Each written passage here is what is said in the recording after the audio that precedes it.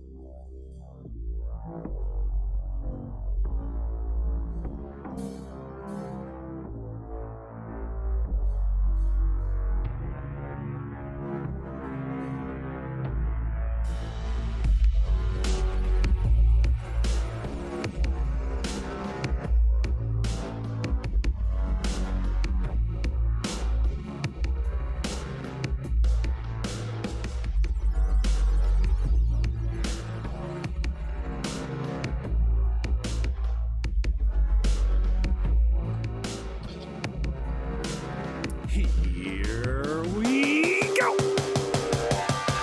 Mike Anderson is Strangejuice. It's almost 11 p.m. his time in Australia. I'm a huge fan. Like it, share it if you like it. If you don't, then don't. Right. The producer, I hope, is on his game today. Mike, thank you so much for the time, man. How's your head? What'd you do, man? Yeah, it's good. I just seem to be banging my head a lot lately, you know? Not figuratively, you mean literally. Yeah, when I was a kid, my dad used to always bang his head, and he had so much so that he had missing chunks of hair and there were scars, you know, across his head. And I don't know, now that I'm getting a bit older, it's me. I'm just banging my head all the time. So I think we just all become our father in the end. So are you in the country out there then? You're in Australia, for those that don't know. It's 11 p.m. your time, so thank you for staying up late. And I wish I had... It's too early for me to have a drink, bro. I'd love to have a drink with you, though. What kind of beer are you drinking? Coopers. Okay, never heard of that one. You guys don't have steam whistle on the other side of the world, I guess. And it's built in Toronto. Really. So are you in the country? You said you banged your head on the chicken coop. I'm sorry, but I got that message when I woke up this morning, and I'm killing myself laughing. You banged your head on the chicken coop. I'm going to go lay down. I don't feel well. I do it all the time, yeah. I had to lay down for a while because it's all rusty, and, you know, there's probably bacteria. There's chicken shit everywhere and mice, so it sort of gets in, you know. But I'm not really in the country. I'm in suburbia, but on the fringe of suburbia, you know, the cheaper end with all the drug addicts and stuff. But so I'm not really meant to have more than about 10 chickens, and they can't come within 10 meters of a dwelling, but I've got about 100 chickens. You're not meant to have any roosters. I've got about maybe 5 roosters. So, you know, I've got this fella because I put a collar on him. Can you see it? Yeah. Meant to make them not crow. Oh, really? So I sewed it myself, but it was a bit tight, and he was, just before I, you know, talked to you, he was sort of gasping for air, so I felt sorry for him. So hanging on to it. Yeah, so he's just going to hang out with me for a while. Yeah, that's awesome. I appreciate it, man. So Strangejuice, man, tell me a little bit about, well, first the name. I mean, and I appreciate the fact that you say you've never done interviews before, so thank you for that. But where's the whole concept come from, and especially the name, and maybe your underlying commitment to music? Are you just creating for yourself? That's what it seems like to me. You're definitely not going poppy. I'm not going to have many good answers to these because I've never thought about I've never been asked these questions. I've never even thought about it, man. The name, I think me and my dad were making some home brew, and he came up with that name for me, and I just kept it. This was probably in the year 2000. And I think I've stuck with the name just because it's always been there, and I didn't think about it after that, you know. And I think for the first, since about 1997, I was just recording for myself. And I think around the year 2013, might have been on the indie rock playlist, I think. Calling Lucy, probably just everybody just seemed to listen to that. And then now I feel like I'm sort of trying to make music not just for myself anymore, but I feel like I have to just keep making it. If I don't, there's probably only less than 100 people that listen to it anyway. They're all going to forget. So I just got to keep making an album every year or two a year or something. That's how it just keeps going. So what's your background in music? You come from a musical family? Has it always kind of been in your genes, or did you have influence from your parents to kind of push you into it, or? No. My dad made bird cages for a living. And I think Mum worked at a school, and I started listening to Ween and Beck, and they had the 4 tracks, and they were making their own music in the bedrooms, and that really sort of gripped me. I thought this was fantastic. I was probably 15, and I tried to do it myself, and then I just kept on doing it and spent a lot of time by myself, and that'd be how it started, I would say, with probably Beck, Mellow Gold, and Ween, The Pod, and all those kind of grimy sort of stuff. Mm-hmm. Yeah, I've kind of gone back to back a little bit. I was a fan, and then, I don't know, you lose touch, and then something grabs you. You're like, oh, yeah, I missed that guy, man. Calling Lucy was the hook for me. Again, I'm not sure how I tripped across it, whether it was YouTube or I used to be downloading thousands of torrents at a time. And then I'd usually just look for, I'm kind of like an alternative rock guy. The station here in Toronto used to be CFNY. It was alternative rock. It was kind of, back in the day, it was, I don't know, Depeche Mode, The Cure, Images in Vogue, that kind of alternative rock, if that's what you call it now. I'm not sure. Lots of synth. And then so I download thousands of these torrents and then just search through. And I told you earlier, that's how I found Bonaparte, the song that grabbed me. And I used it on my terrestrial radio show for years called Quarantine, oddly enough. And then and that's another song I use to introduce to people that have never heard. I got to be sure when I play the song that they've never heard it before. Calling Lucy's one of those. And man, I almost hate to play the video for people because I want them to get the music. Unless the video just shows the instruments and the playing of the song, it kind of wrecks it for me. But Calling Lucy is so dark and spooky, and I'm not a very religious man. I am a believer, but when I'm watching Calling Lucy, I feel like I'm on the dark side. I feel spooked out, bro. So good job of creating a mood. Anyways, I think that you're very good at that. Right. I wouldn't want to spoil it for you then, because there wasn't much to that one. No. Yeah.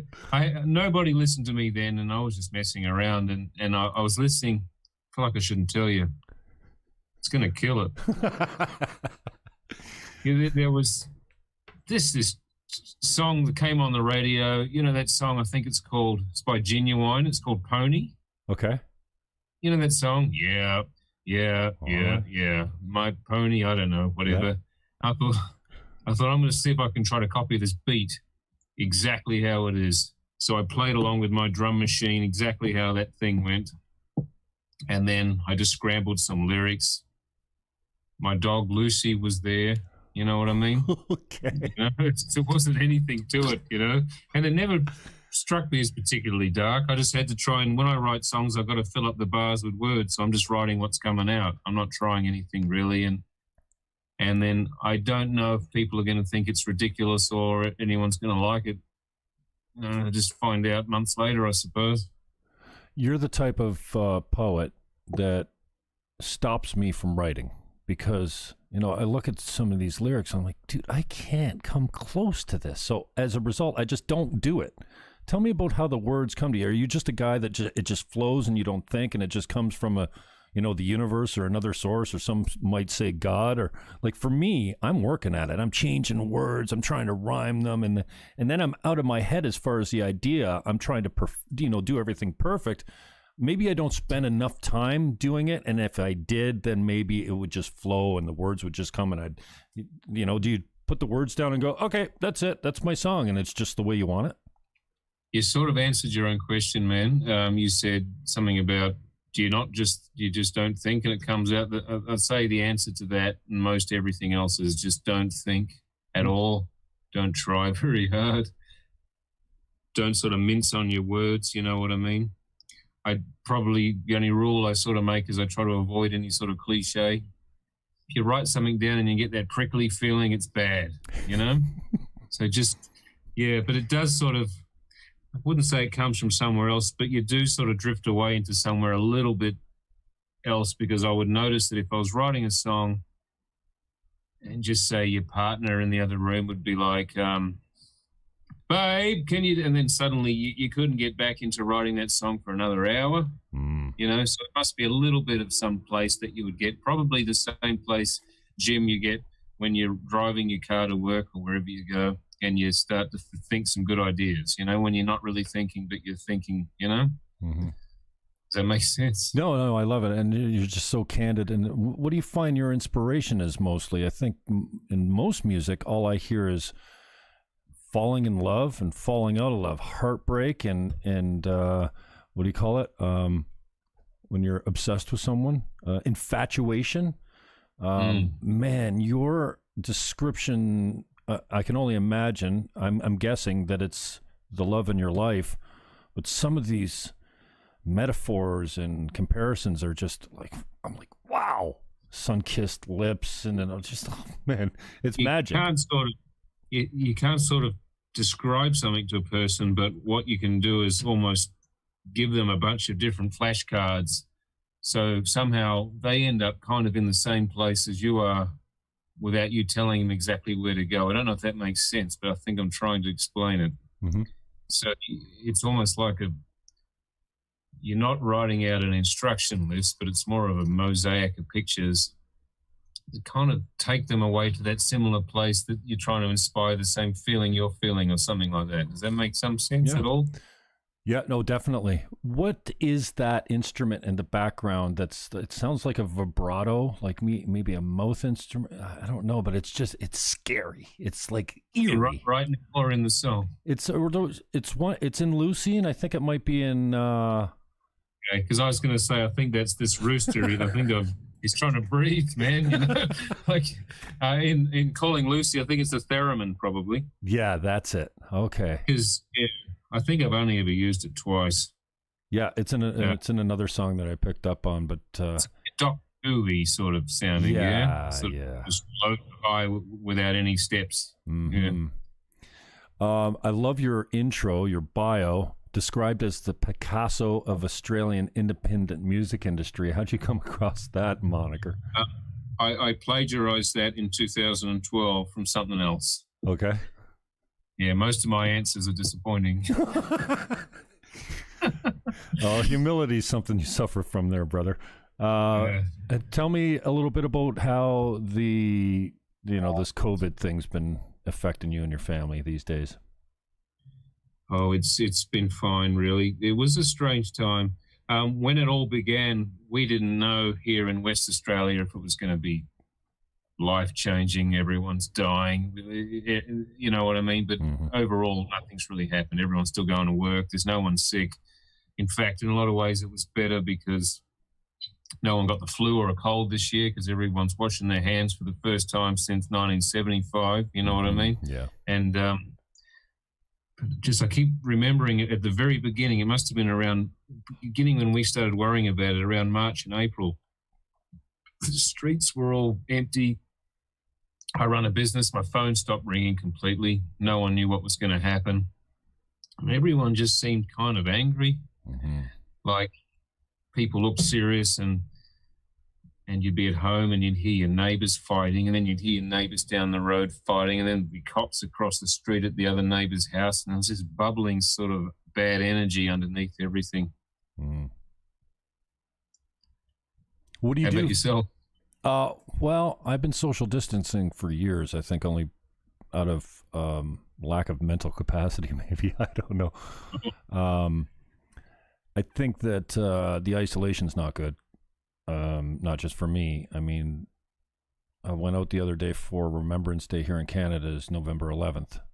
It's kind of like a Veterans Day. And I went to the cenotaph, which I always do.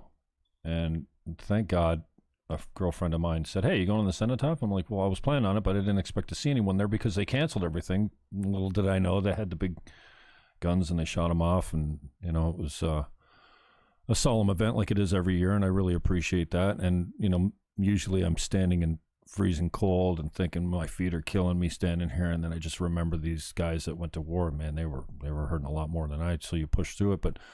And then we went out and had a salad after, and I came home just cranked, full of energy. And I realized that it was because I was out. Strangely enough, like I was out having a purpose, connecting with people, other human beings. Much of my time is spent down here, on the camera, talking about politics or interviewing artists that I'm interested in. And I think that the enemy or the devil or, bad energy works on you when you're alone. And so I think many of us have been isolated to a point of mental depression, dependency, whatever it is. So to me, I thought I was getting by because I'm like, who cares? My life hasn't changed at all. But I think I've seen a shift in the people around me. I'm a little bit frustrated by how easily people get in line and just get on board with masks or lockdowns. Or in my town right now, we've got the regional government that's mandated that you can't go out and have dinner in a restaurant unless you're with the people in your own home. So whether or not they're related to you or not. And so I find myself suffering from anger because I'm like, where are our liberties gone? They're gone out the window. I spoke to a guy in Australia, I'm not sure where. He was talking about like 5-kilometer radius from their homes as far as restrictions go. I'm just, wow. So I find myself just trying to deal with the anger because I think this thing's been completely overblown. Like you say, I know no one that's contracted COVID. I know many more people that have killed themselves because of loneliness and depression or suicide or bad street drugs because of hopelessness. And so I'm hoping we come out of this and just get back to normal. And I don't want to say the new normal because, man, to me, it's just a more contagious flu that's a little bit more deadly than the influenza virus. So I find myself just trying to manage the anger. Yeah, all right. But I also hope that we come out of it. I don't know if there's going to be new or old, but I think things change all the time anyway, mate. Mm-hmm. It's always change. So what do you do to supplement your income then? What's your business? You're self-employed? You get your own business? Yeah, I have a business, yeah. Okay. And what I'm a driver trainer, driver's ed. Oh, yeah, cool. Driving instructor, yeah. And so musically, are you still in the studio or I guess there's no performances? Well, I never really performed much anyway. I don't think I've performed since 2012. Oh, wow. Not very much. The song, when I make a song, the only time I ever play it is when I record it, and then I never play it again. So if I had to play one of those songs, I'd have to learn it for a week, because I don't know how it goes, Yeah. I wouldn't remember the words either, Bro, you were killing me with the one. Thor's video was amazing. I watched almost half of it. It's pretty long, but just the tub, and it's all just absolutely beautiful. I probably wasn't aware that video was even on public, honestly. So, oh, really? Okay. Yeah, it's fine. It seems pretty private, but it's just full of love. I store a lot of videos so I could find them in 10 years' time or something and remember them because I don't want to stick them on a hard drive and I lose it. So, well, putting it on YouTube's just as dangerous to cancel you for just about any reason. Now I'm on my 4th YouTube channel for doing stuff like this, but the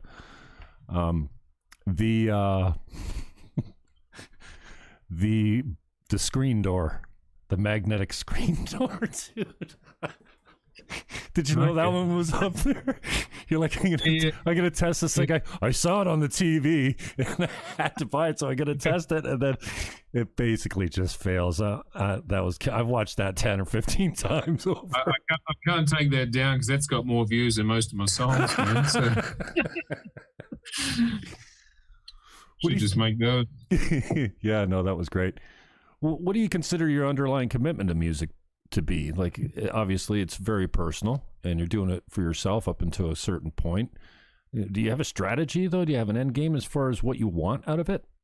Yeah, I don't know. I just feel like I can't stop doing it. If I stop doing it, I feel like, not like I'd die, but I feel like I would die in a way. I don't know. I feel like that's the end and it's finished.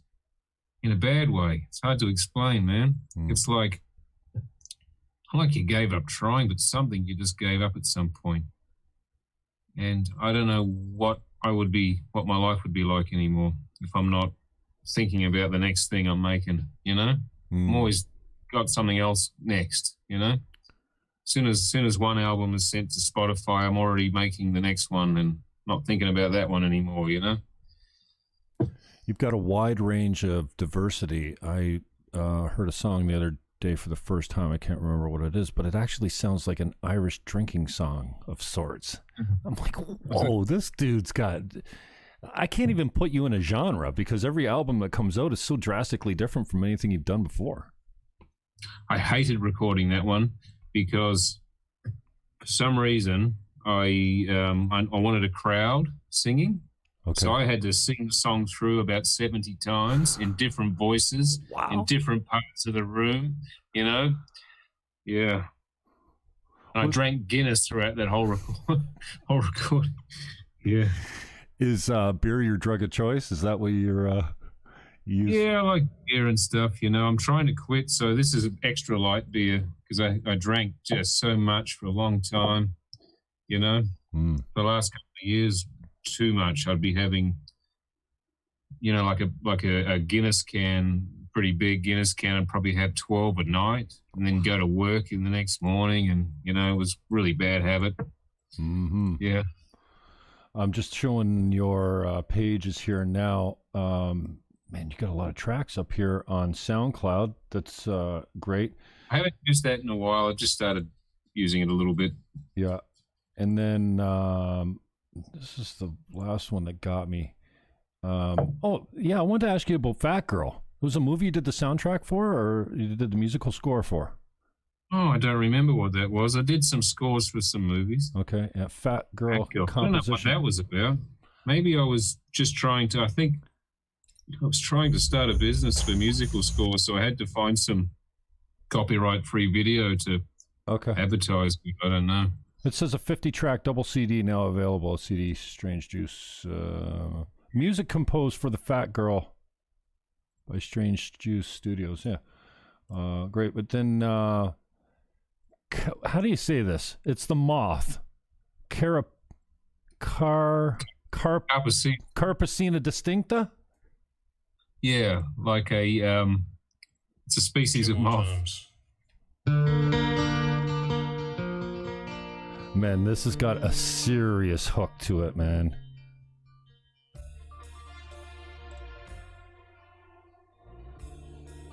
I'm not sharing it with you, but it's playing in the background and it's showing up on the screen. Because I'm not on YouTube, I should be able to get away with it. But what a groove, man.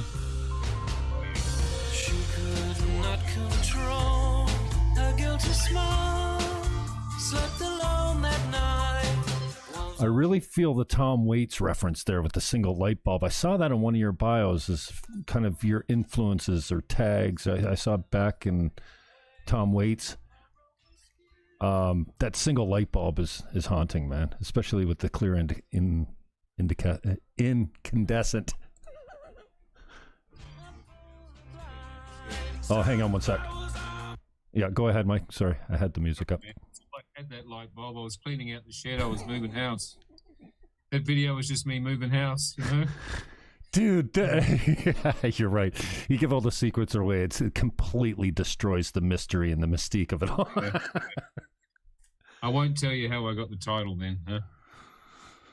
No, I'm just kidding. I mean, that's, for me, it's, the inspiration rings true and through so honestly as far as, well, it just seems like a genuine, I don't know. I think when you're trying too hard to put music out, you can feel it. You can taste it and you can hear it, you know? Sort of unctuous sort of feeling, you know?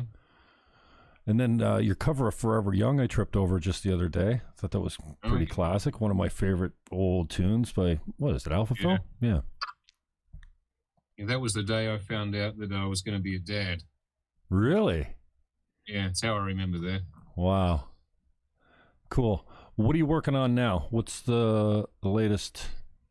I don't really know what I'm doing, but I bought a whole bunch of guitar amps So I've never used guitar amps before. I've always used simulators, and I just want to just make a lot of music with a lot of guitar. Okay. So, I'm about 3 songs into something.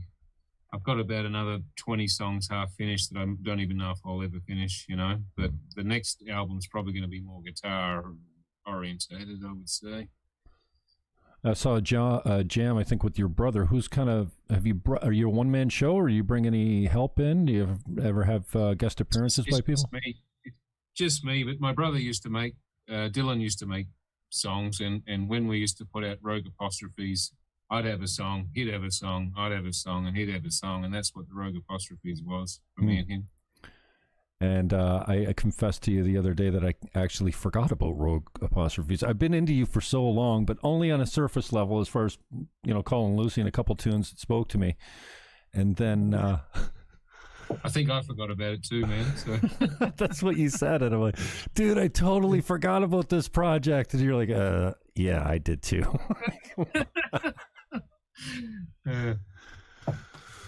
Brother, I really appreciate you coming in today, man. I've been a fan for a long time, and I was joking, but I wasn't joking when I said, I don't have too much content prepared here, but that might come off as just me fanboying all day, but that'll get old quickly. But are you political at all? You pay any attention to that at all?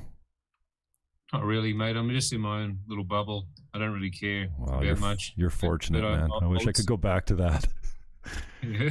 Oh yeah, it's just so frustrating right now. It seems like it's we got some strange times, and I just find it's all very strange. Everything's strange, man. To me, we're all just primates and in the middle of space, and I'm talking to you, another primate, and it's during the day I'm teaching other primates how to move around in a machine, and it's politics to me sounds smaller than that somehow. Strange. Are you a man of faith at all? No. Not at all, eh? No. No need to expand on that at all. I appreciate your honesty. You're like, dude, I don't, what do you want to talk to me for? I've never even done this. Nobody really cares what I think or what's going on in my life. Yeah, that's what it feels like. But, it's been nice. Anyways, brother, I appreciate you staying up late. It was great to talk to you. Hope to pick you up another time one day. Maybe when you get some new music out and stuff like that. And if you've ever done anything, if you ever jammed some of this stuff out, man, I'd love to pick you up some of your live performance ups, especially if you're not ever doing that. That'd be great. I might make one for you. Awesome, brother. I really appreciate your time. Much love from the other side of the globe. I know it's late your time, so I want to get you out of here. And it's 10:20 EST. So God bless you, my friend. I hope everyone's healthy and well over there. We'll talk soon. Thank you, brother. All right. Peace Thanks, out. man. No problem.